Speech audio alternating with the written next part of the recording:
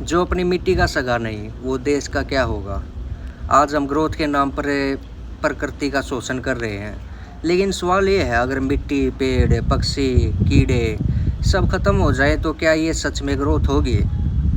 हर तरफ एक रेस है, और ज़्यादा बिल्डिंग्स बनाओ, और ज़्यादा हाईवेज बनाओ, और ज़्यादा इंडस्ट्रियल ग्रोथ लाओ। लेकिन इसी दौड़ में हमने अपनी मिट्टी को जहरीला बना दिया है, रिवर्स को सुखा दिया है, और कीड़े और जो पक्षी हैं उनकी स्पेसीज़ को ख़त्म कर दिया है।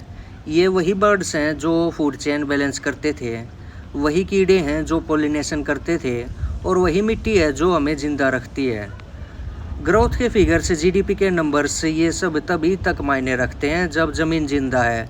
पर सोचो, जब मिट्टी इनफर्टाइल हो जाए, पानी में जहर मिल जाए और हवा में सांस लेना मुश्किल हो जाए, तब क्या जीडीपी हमें बचा लेगी।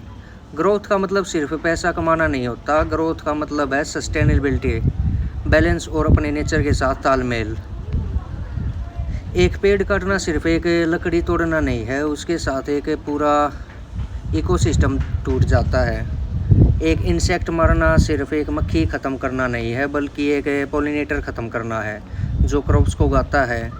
हर स्पेसीज़ का अपना रोल है। जब हम उन्हें डिस्ट्रॉय करते हैं ना, हम अपनी सर्वाइवल लाइन खुद ही काट रहे होते हैं उस टाइम पे।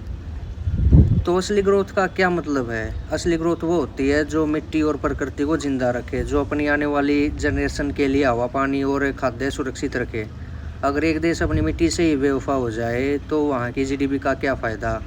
जिस ग्रोथ के बदले हमारी नेचर ख़त्म हो रही है, वो सिर्फ एक इल्यूजन है, असली प्रोग्रेस नहीं है वो।